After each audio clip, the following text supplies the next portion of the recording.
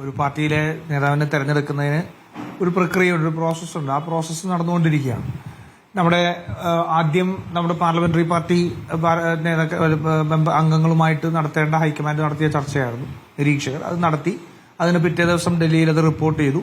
അന്ന് തന്നെ വൈകുന്നേരത്തേക്ക് നമ്മുടെ നേതാക്കന്മാരെല്ലാവരും ഡൽഹിയിലെത്തി. ഇന്നലെ അവിടെ ചർച്ച നടന്നു. ഇനി അത് കഴിഞ്ഞ് ഹൈക്കമാൻഡ് ഇപ്പോൾ കോൺഗ്രസ് പ്രസിഡന്റ്, പ്രതിപക്ഷ നേതാവ് ഉൾപ്പെടെയുള്ളൊരു കൂട്ടായ തീരുമാനം എടുക്കണം. ഇന്ന് തമിഴ്നാട്ടിലെ സത്യപ്രതിജ്ഞയായിരുന്നു. രാഹുൽജി അങ്ങോട്ടേക്ക് പോയി. അത് തന്നെ കോൺഗ്രസ് പ്രസിഡന്റ് കർണാടകയിലേക്ക് പോയി. അവർ തിരിച്ചെത്തിയതിനു ശേഷം അവർ ചർച്ച ചെയ്യും. ആ ചർച്ചയ്ക്ക് ശേഷം തീരുമാനം പ്രഖ്യാപിക്കും. ഇത്രയുള്ളൂ. എന്തായാലും മറ്റ് സംസ്ഥാനങ്ങളിലൊക്കെ മുഖ്യമന്ത്രിമാരായി കഴിഞ്ഞു. ഇതിലും വലിയ പ്രശ്നങ്ങൾ, സങ്കീർണമായ സാഹചര്യമൊക്കെ ഉണ്ടായിരുന്ന ഇടങ്ങളിൽ മുഖ്യമന്ത്രിമാരായി കഴിഞ്ഞു. ഇവിടെ ഒരു സങ്കീർണതയും ഉണ്ടായിരുന്നില്ല എന്ന് മാത്രമല്ല, ഏറ്റവും തിളക്കമേറിയ വിജയം നിങ്ങൾക്ക് ലഭിച്ച സംസ്ഥാനം കൂടിയാണ്.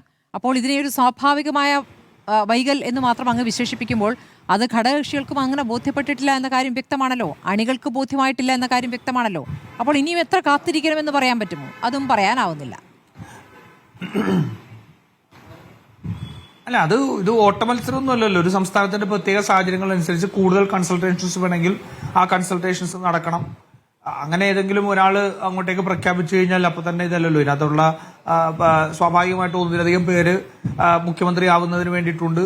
അപ്പോൾ അവർക്ക് വേണ്ടിയിട്ടുള്ള കാര്യങ്ങളുണ്ട്. അപ്പോൾ അവർ തമ്മിൽ ഒരു സമവായത്തിലെത്തുകയോ അല്ലെങ്കിൽ അവരെ ബോധ്യപ്പെടുത്തുന്ന രീതിയിലുള്ള സമവായം, അതിനിപ്പോൾ ഒരു ദിവസം 2 ദിവസം താമസിച്ചുകൊണ്ടൊന്നും സംഭവിക്കാൻ പോകുമെന്ന് എനിക്ക് തോന്നുന്നില്ല.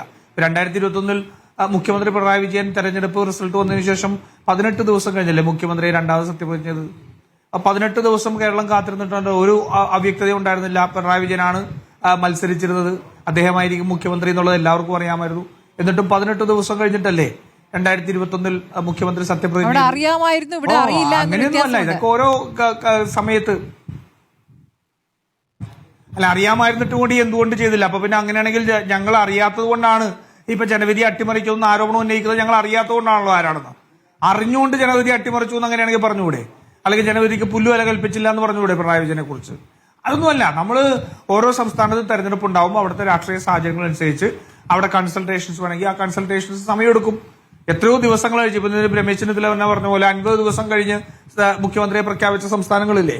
ഇപ്പൊ യോഗി ആദിത്യനാഥ് കഴിഞ്ഞ തെരഞ്ഞെടുപ്പിൽ അല്ലെങ്കിൽ ആദ്യത്തെ തെരഞ്ഞെടുപ്പിൽ മുഖ്യമന്ത്രിയാവുന്ന ഏകദേശം എല്ലാം തീരുമാനം. എന്നിട്ട് അദ്ദേഹം 8 ദിവസം കഴിഞ്ഞിട്ടല്ലേ സത്യപ്രതിജ്ഞത്. അപ്പൊ ഏതെങ്കിലും ഒരു പ്രോസസ്സിനെ സംബന്ധിച്ചിട്ടുള്ള ഒരല്പം ഡിലേയുടെ പേരിൽ ഇതൊക്കെ ഏതാണ്ട് വലിയ അപകടമാണെന്നൊക്കെ പറയുന്നതൊന്നും സത്യമല്ല.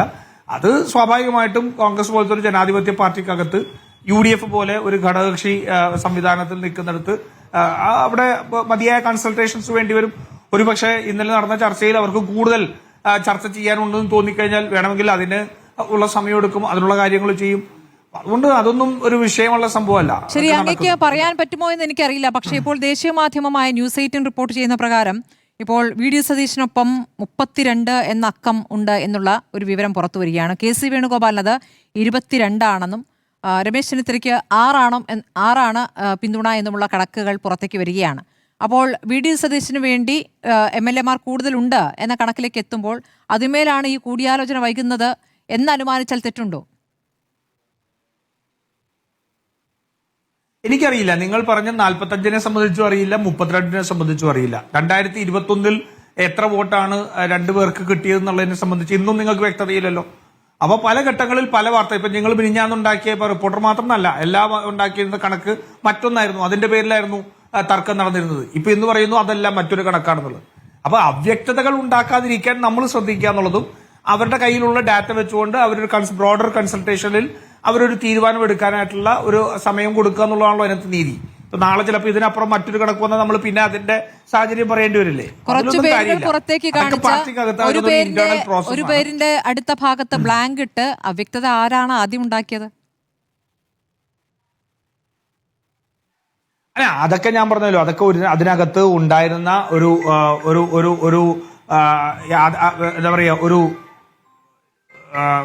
ഇതല്ല, ആധികാരികമല്ലാത്ത ഒരു രേഖയുടെ പേരിലാണ്. കാരണം ആ ഫോട്ടോ വന്നതിൽ ആള് പിടിച്ചിരുന്നതിൽ തന്നെ അദ്ദേഹം തന്നെ പറഞ്ഞു അത് ആധികാരികമായിട്ടുള്ള രേഖയല്ല എന്ന് അദ്ദേഹം തന്നെ പറഞ്ഞിട്ടുണ്ട്. അപ്പോൾ എന്നെ സംബന്ധിച്ചോളം എനിക്ക് അതിന് കൃത്യമായിട്ടൊന്നും പറയാൻ കഴിയില്ല. അപ്പം അത് ഒക്കെ ഞാൻ പറഞ്ഞു, ഇതെല്ലാം പരിഗണിക്കുന്നുണ്ടല്ലോ. എല്ലാം പരിഗണിച്ചതിന് ശേഷമാണല്ലോ ഇത്രയും വലിയ ജനവിധിക്ക് ശേഷം പ്രധാനമന്ത്രി വരെ പരിഹസിക്കുന്ന രൂപത്തിലേക്ക് കാര്യങ്ങൾ എത്തിയിരിക്കുന്നു. മോദിയുടെ പ്രതികരണം അങ്ങ് കണ്ടിരിക്കുമല്ലോ അല്ലേ? പ്രധാനമന്ത്രിയുടെ ഒക്കെ പരിഹാസം എന്നൊക്കെ പറയുന്നതിന് എന്തെങ്കിലും അർത്ഥമുള്ളതാണോ? എല്ലാ കാലത്തും അദ്ദേഹം പല നിലപാടുകളെടുത്ത് പറയില്ല. ഇതൊക്കെ അവരുടെ തന്നെ വീഴ്ചകളെ മറച്ചു വെച്ചുകൊണ്ട് തന്നെ അവർ പല ആരോപണങ്ങൾ ഉന്നയിക്കും. അതാണല്ലോ ഇന്ന് ശ്രീ രമേശ് ചെന്നിത്തല ചോദിച്ചത്. 50 ദിവസം മുഖ്യമന്ത്രിയെ തെരഞ്ഞെടുക്കാൻ നരേന്ദ്രമോദിക്ക് എന്താ ബുദ്ധിമുട്ടുണ്ടായിരുന്നില്ലല്ലോ. ഗുജറാത്തിൽ തന്നെ എത്ര ആള് കാത്തിരുന്നു. അവര് ഇപ്പൊ DMK ആയിട്ടുള്ള ബന്ധം വിച്ഛേദത്തിനെ സംബന്ധിച്ച് പറഞ്ഞു. PDP ആയിട്ട് ചേർന്ന് തെരഞ്ഞെടുപ്പിന് ശേഷം ഭരണം നടത്തിയവരല്ലേ നരേന്ദ്രമോദി. മണിക്കൂറുകൾക്കകം നിങ്ങൾക്ക് മുഖ്യമന്ത്രിയെ അറിയാം എന്ന് നിങ്ങളുടെ ഇപ്പൊ ഈ റേസിലുള്ള നേതാക്കൾ തന്നെയാണ് പറഞ്ഞിട്ടുള്ളത്. വിധി വന്ന മണിക്കൂറുകൾക്കകം എന്നുള്ളത്. അതുകൊണ്ടാണ് ഈ ചോദ്യം ഉയരുകയും ചെയ്യുന്നത്. ഞാൻ വരാം ശ്രീരാജ്. പിന്നെ അങ്ങേക്ക് പറയാൻ പരിമിതിയുണ്ടെന്ന് എനിക്കറിയാം. പക്ഷേ എനിക്ക് ചോദിക്കാതിരിക്കാൻ നിർവാഹമില്ലല്ലോ.